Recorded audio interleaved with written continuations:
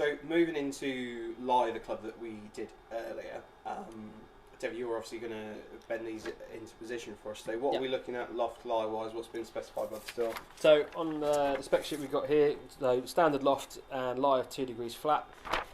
So then, I've got back of the spec, we've written out all the lie angles that we want to make sure that they come out to. So tell us a little bit about why you think getting that lie correct for the golfer is so important. Lie is so important because it will affect it will certainly affect the start line of the ball. So whether the club is sort of toe down or toe up will have a big impact on where the ball starts. So getting the right lie is really important to being able to start the ball where you want to start it. Obviously then that can play into your shape if you want to start it right or left according to how you hit the ball, how you deliver it. Getting the right lie angle will be really crucial to being able to start the ball in the right place. Yeah, absolutely. So lie is effectively the effect of loft at an angle. So if the toe is up, even though the club face might be perfectly square, the lie will point left. If it's toe down, it will make the loft point more towards the right hand side. So getting that lie in the right spot will really allow you to dial in the start line for the shape that you want to hit. So when you're in the studio, guys, what you're going to get is the 3 kind of ways that we can measure the lie angle of the club for you. The first part of call on Trackman in all of our studios, you've got dynamic lie that will come up, which we can reflect how you're actually delivering the club into the ground. Second option is obviously just looking at the ball flight itself, and that's kind of one of the keys that we really want to do is that we might be able to give you a little bit of a better strike in one lie setup, but if it's not going the direction you want it to, it's still maybe not going to be the most helpful thing for you. And then your third option is going into a lie board. It's probably one that most people are familiar with, where there'll be like a hard plastic board with some tape across the bottom of the club, and it's just going to assess where your strike's coming out. Again, we use that in conjunction with your ball flight itself because we still want to see the club perform in the best way for you, don't we? Yeah, but, absolutely. It's not a case of just getting the lie absolutely perfectly out the middle. Yeah, absolutely. I think it's the key thing with lie angle is it's not necessarily trying to get the strike of the club perfectly level on the lie board or on the mat. It's using the lie to get the correct shot shape that you're after. Super. Shall we bend a couple and have a look at process then? So where are we starting off with? So we'll start with the pitching wedge. So I've got here, we need to get this to a loft of 45 degrees, which is standard, and a lie angle of 62, which is 2 flat. Okay. So what we're doing here, line-up wise, is it a consistent position? Does it vary for every club? They should be relatively consistent. Obviously the length of the clubs will vary ever so slightly, so we use this wheel on the side here just to stop the club sliding through as the vice tightens. So that might need to vary ever so slightly to keep the clubs in position as the blade length itself varies.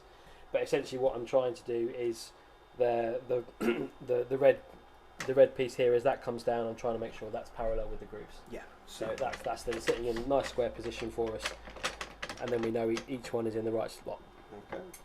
And then so we're locking the club into place here then as well. Yeah, because obviously what we're going to do to move this is physically bend the metal. So we want to make sure this is nice and locked in, nice and tight, so the club's not going to move itself. Okay, super. And with the machine that we've got here, it's just lie. We do loft as well. No, you can do loft as well on this. Yep. So what we'll do as we have that, pop this on the shaft here, and that will give us an idea of where our lie is currently sitting. So at the moment I've got a loft of 44.7, so 45 degrees. Yep. I'm quite happy with that. I've got a lie of 63.2, so I need to bring that down at just over a degree or so. Super. And this is where our tolerances come into play as well. Yeah, absolutely. So this is where standard lie on a pitching wedge from TaylorMade should be 64. But manufacturers' lies will have a tolerance of say plus or minus a degree. Yep. So TaylorMade will send this out as a standard head, but it's actually 1 flat already. So this is where it's really important to get the clubs built to the proper specifications, as opposed to perhaps just off the rack where they might be slightly out. Yeah. So I mean, we generally work to half degree tolerances ourselves, don't we? Yeah. And I think the biggest thing about that is, like we said, a degree either way. You might see 2 degrees difference between one club to the other, where you can see a maximum of a degree with ourselves, which it's just a lot tighter of a tolerance.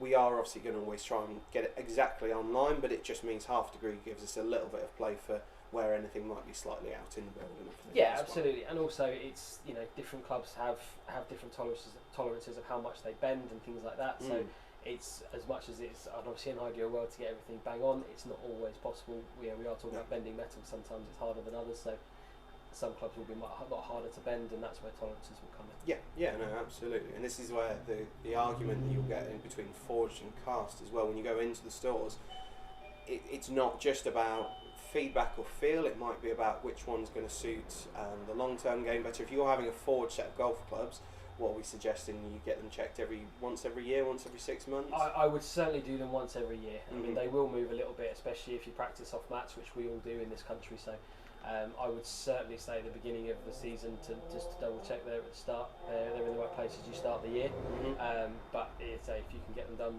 more often than that as well, just to make doubly sure, then great. Super. So we obviously, we've said about when we're measuring this, we're going to check out what's happening from a lie perspective to start the ball in the correct position. Then going into loft, what's kind of your key take for loft when you're fitting a customer?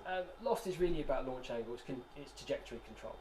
Obviously it will have a side effect on distance as well, but from a fitting perspective, I wouldn't necessarily be trying to change loft just to make the ball go further. It'd be more about trying to hit a window in terms of trajectory and a launch angle. Yeah, so we're optimising every golfer really, absolutely, rather than just chasing distance. Yeah, absolutely. And it's like one of the most important angles and numbers we look for from an iron fitting perspective is the landing angle which the ball hits the ground. You know, we want to, for a set of irons, we want the ball to stop on the green. So if we want to hit a particular trajectory to allow us the best possible landing angle, that's where we might tweak loft. So we're going to use that landing angle to stop the ball as quick as possible on the green. Absolutely, yeah. It's not just about spin. Spin's a factor, but landing angle is as big as anything else in that. So, using loft to control that landing angle is a big factor. Super. I mean, for you, how do you find golfers are kind of reacting to loft? We've obviously gone through a period where lofts have certainly got stronger in iron sets. Yeah. Are you finding that golfers are able to still control that loft, or do you think are we seeing kind of more trends back to more traditional? I think we're starting to see trends go back the other way now. I think obviously manufacturers have placed a big emphasis on distance in recent years, but I think certainly from a fitting point of view, I personally seem to add more loft than I do take away loft. Yeah. From a fitting perspective, I would do more in a weak setting than a strong setting. And mainly it's for that landing angle. It's for being able to stop the ball on the green.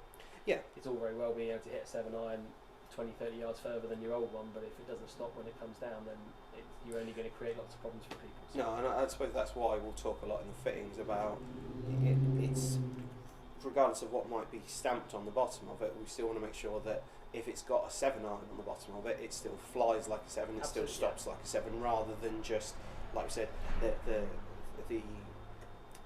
the view of the stronger lofts is that it's just a 5 iron in disguise, really. But we're still making sure that the trajectory is right. Yeah, absolutely, and that's all of our fitters will be looking at that, and that will be a key number that they'll all look at through their fittings. Super. Okay. Well, I think we've covered pretty much everything we can with Loft Live. Obviously, if you guys got any more questions, please leave them in the comments, and we will try and get through to them next time we're in the Build Studio.